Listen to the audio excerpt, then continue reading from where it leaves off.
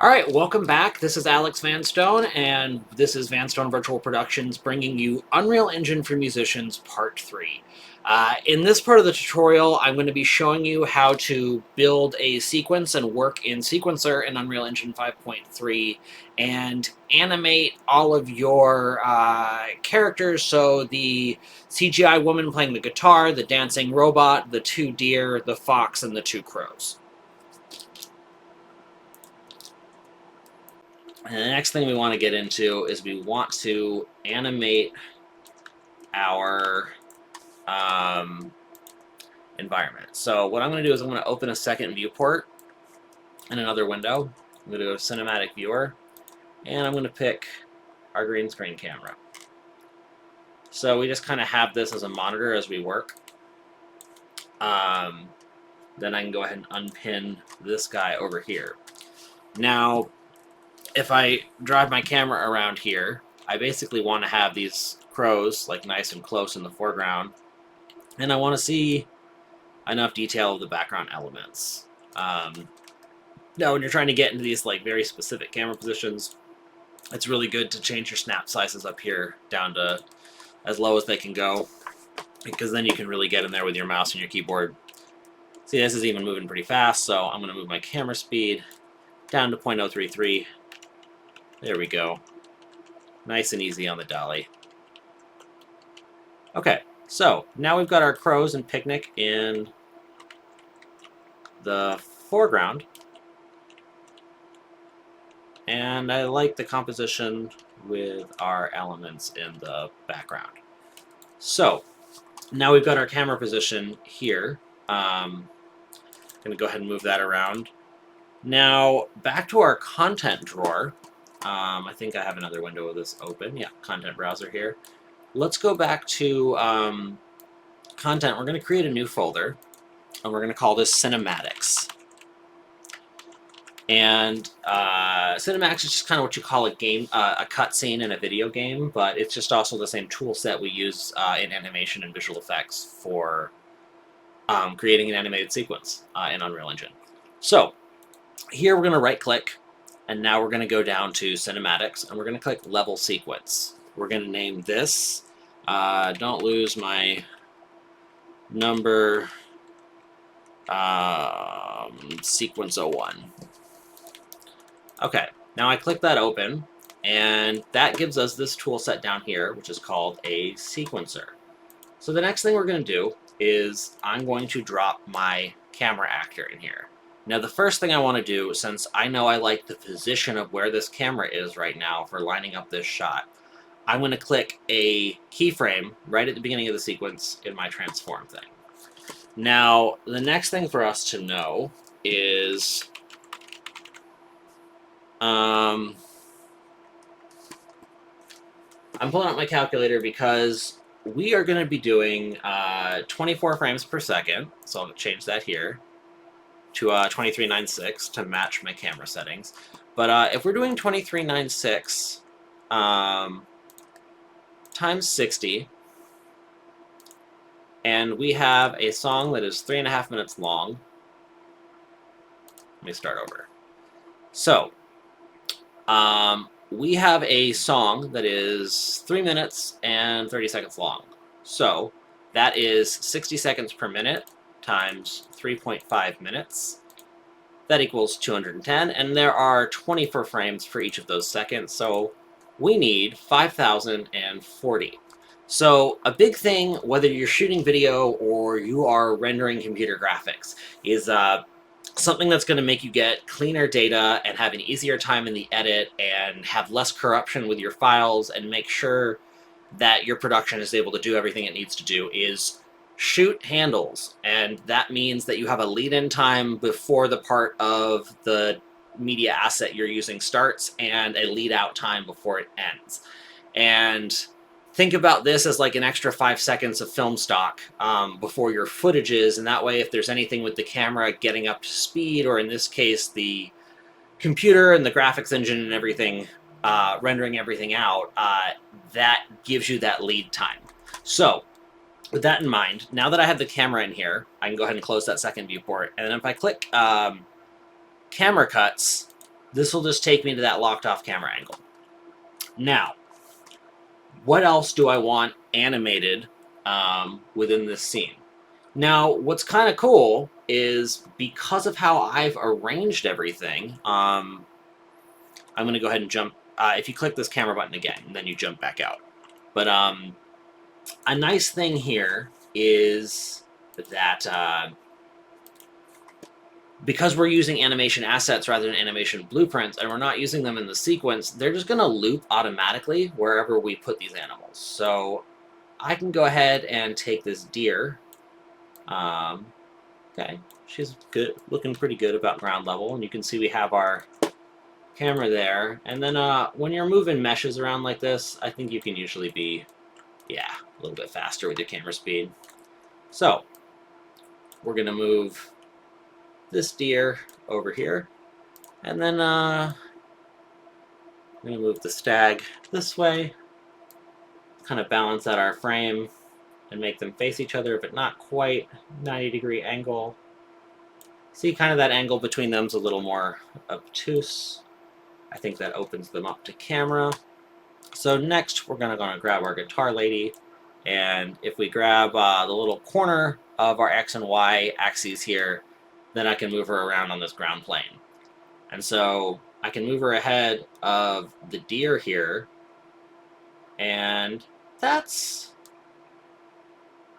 a pretty cool space in the frame. Now, the next thing I want to do is make sure I can see our little fox buddy here. So let's go ahead and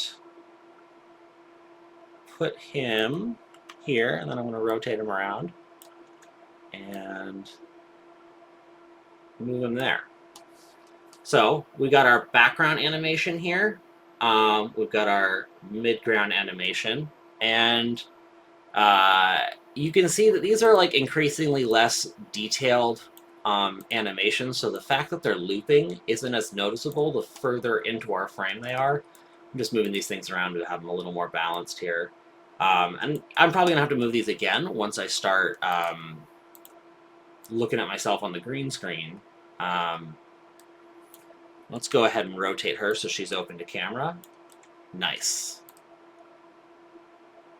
That's cool. Now we got our dancing robot. We're gonna kind of put in the mid-ground here, and her center point is kind of right behind me. Now, if I hit play, it's not showing it in here, but you can see we're seeing all of these animations going. It looks like I need to assign an animation to our deer. Oh, she's just chewing. I think if we have her breathing, it should be a little more obvious.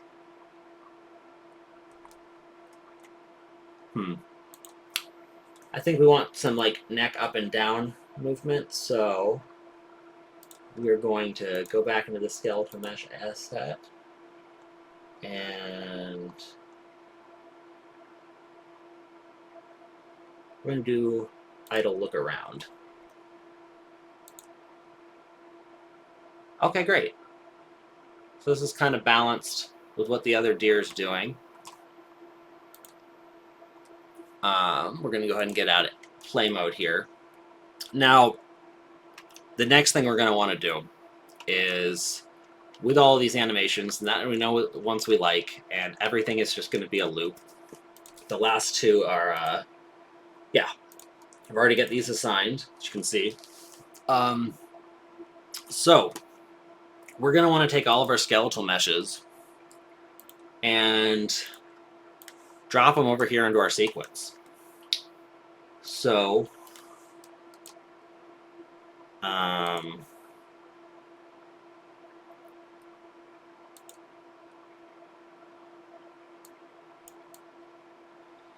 see, I dropped our guitar lady in, picked our animation asset here, picked Guitar Babe Animiximo, and see, that just carried us through the whole thing. We're going to loop that, though, because remember I was saying that we need, with those handles, let's go ahead and make our sequence 6,000 frames long. And then I'm going to drag this guy out to somewhere around 5780. So this is like well beyond the runtime of the song. So here I can pick this animation asset, and if I just drag this all the way, you'll see if I scrub through, she's just looped, strumming the guitar. So next, same thing for this deer. Now, if you recall, when I put the camera actor in, I did this little transform keyframe right at the beginning of the sequence. So we're going to go ahead and line up right at the beginning of the sequence again. And because we know we like the position of the deer and the stag, we're going to hit the transform keyframe on both of them. Next, we're going to hit this animation button. And we're going to go to idle look around for the deer. We're going to drag that all the way out through the sequence. And then for the stag, we are going to do the same thing. He's got a idle look around animation asset. So we drag those now, and now when we watch, we see all three of those characters are moving around. So next, let's click our fox. Oh, this is a good catch. He is not in our comp assets folder yet, so I've moved him there. Now I'm dropping him here. And again, I'm going to go back to the beginning of my sequence, and I'm going to give him a transform point. Now, I'm giving him just the laying down resting. Resting animation, because I don't have to keyframe where he's walking or anything. Like, these are all really simple things. Like, think if this is building the computer graphic equivalent of an animatronic band at Chuck E. Cheese or the Hall of Presidents at Disneyland, and that you're just doing this within a digital world. And so the same way those characters all don't move around and the animatronics just stuck in place, that makes it a lot easier to construct and maintain. And the same thing goes for building shots in Unreal Engine. So next up, we've got our dummy female robot character. I'm going to drop her in. And again, back to the beginning of the sequence, we're going to give her a transform keyframe. And then under animation, we are going to pick aerobic dance. Now we're going to loop that aerobic dance to the end of here. And lastly, we are going to pick our base dude, which he needs to be moved up to comp assets. We just did that. Now I'm dropping him over here.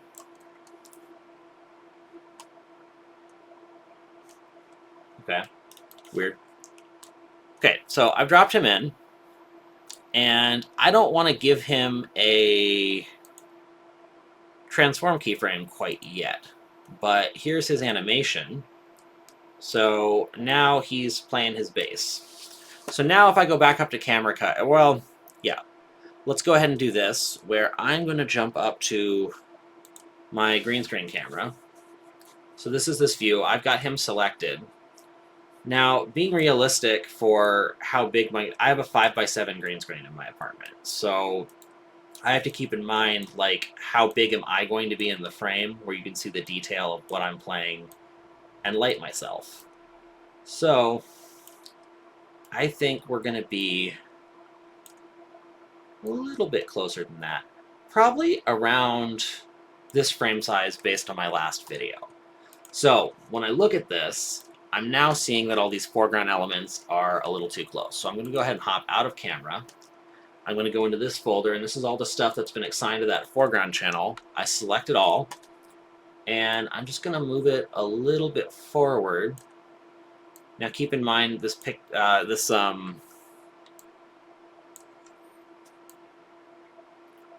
tablecloth is going further out than it does because it falls once the play mode starts. Okay, so that's distinctly ahead of my stand-in character. So now if I go back over here and go into camera, well, I want to go click on this one, that way I can pilot it a little bit. So let's go ahead and pull back. I know that kind of defeats the purpose a little bit of what I just did, but we want to make sure we are seeing all of our elements. So if I jump back over into the camera here, I can see that I am interesting. So something I think is going to be valuable in terms of knowing how to set up my real-world camera, and I'm going to be doing this project with no track. I'm not using a Vive tracker or a Noidum puck or anything like that. I'm just going to be doing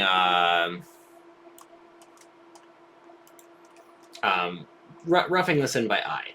But something that helps with that is I created a target point here, and now I want to go ahead and parent the camera and my stand-in to this target point.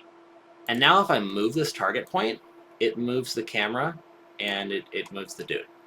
And what's cool about this is it now gives me the orientation from the target point is on the ground, and the height of the target of the camera off the ground, I can see here is 1,691 centimeters. So I can actually measure my real-world camera to match that angle. And then if there's any sort of or here rather, I can see it's 154 centimeters. Yeah, that number makes a lot more sense. And I can also see that my camera is tilted down 3.6 degrees. So on my tripod, I can match my real-world camera up with that pretty well. So what I'm going to do is I'm going to jump back into my camera view here. And this is wild. This drove this all the way over here. Let's go ahead and hit G. And now I'm flying back in, and just because we've been messing with our camera angles a little bit, we are going to need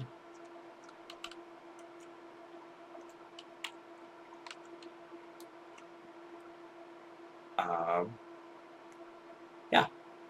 So that's looking pretty good. So what I'm going to do now is under this green screen camera, I'm going to give myself another, this is weird. I'm going to go ahead and delete the camera actor from the sequence, and then, nope, it's still here.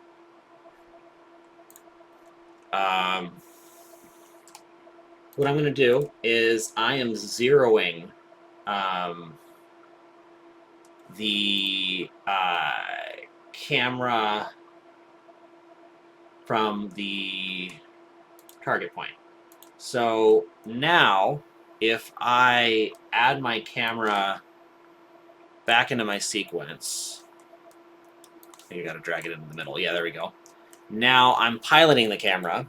You can see there's all my animated stuff. We want to be right about here for our animation. So in order to maybe a little bit there. Yeah, that's what I'm looking for. Okay, so if, yeah, we're about here. We're here. Now I look at the transform tab and I go ahead and add a new transform thing. Now, another thing we're going to want to do is if I have this camera selected over here under focus settings, we can go ahead and turn view like the bug port off, and now we can see the blue screen, or sorry, the base guy is in good proportion to where we're trying to be. So I'm going to just try moving him a little bit closer again to camera, but in order to do that, I want to pin that, and then yeah, he's right about there. Is pretty cool. Okay, so we've got this pretty well built, and I just kind of want to let you guys see what this sequence is going to look like with everything going. So the last couple things we need to add to the sequence is these crows. So we're going to have one of them is eating, and we'll have that loop throughout. And that's going to be this guy here. So let's see what he looks like eating. I'm not angry at that positioning. I think he could rotate a little bit. and be, yeah, right about there. Now, what I want to do is give him a transform keyframe. Now this other bird, we're going to go ahead and give him a different animation of, let's see, he's got a idle look around. And we're going to go ahead and rotate him and move him a little further back on the table, maybe bring his feet up, and give him his own transform point. And then let's just loop that animation. And again, I go back to like, this is like having people in the background of a shot just like crossing frame out of focus to add detail as part of what I'm trying to demonstrate here, as opposed to having any one of these be the individual story element that matters the most. But a couple things to keep in mind is like we see this movement here in the foreground, then we see our live action element here in the midground, which we're going to light to match the environment, and then we have 3 different layers of animation behind it and a lot of depth in our environment. So if I go ahead and play this sequence, you can see this is pretty cool. We've got wherever I'm moving around while playing bass, we've got all this stuff going on with me. Now, I'm seeing there's a glitch with our robot character back here. So let's see if I can grab onto her. Here she is. She's doing her aerobic dance. So I want to see, this is her dance graceful animation. I want to see if she comes back to center with this so that it loops nicer. Because the one I was just watching was not looping. Nope, same problem. So I think the other one's a bit more dynamic. So even though the loop glitches a little bit, for what I'm doing here, I'm happy with it. So yeah, you can see our deer, our lady, all these elements. I'm going to go ahead and save all on the project. And stopping the recording.